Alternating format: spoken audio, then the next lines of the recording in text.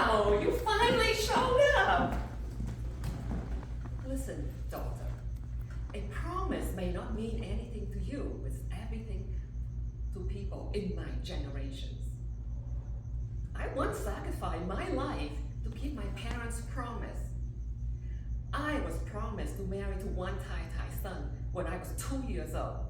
When I got older, my mother told me, we cannot break a contract, cannot break it. So I had to marry him. The first few months of the marriage, he never touched me. In front of his parents, I was this obedient wife. But that was not enough to make my mother-in-law, one Tai Tai, happy. One morning, we were sitting in the same room, working on our embroidery. All of a sudden, she stood up, walked over and slapped my face. "Back way!" she cried.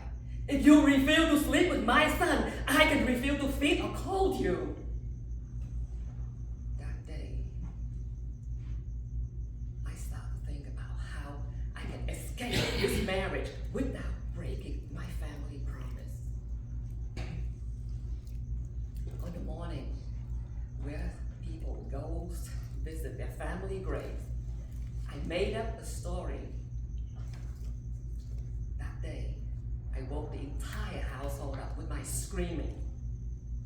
One Tai Tai cried out, "What's wrong with her? Go make her be quiet!" But my screaming did not stop. She rushed into my room and scolded me on top of her voice. "What's wrong with you?" "Mother," I said, "I had a dream. I'm afraid our ancestors say if the matter is not settled, they're going to begin the cycle of destruction." He said there's a sign.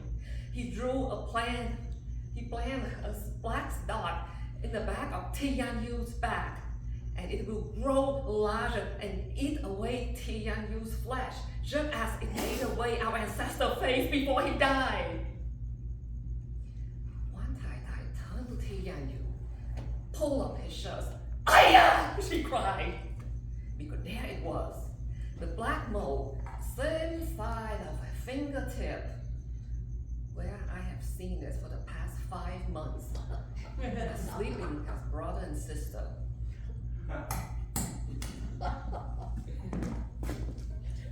And that's a true story.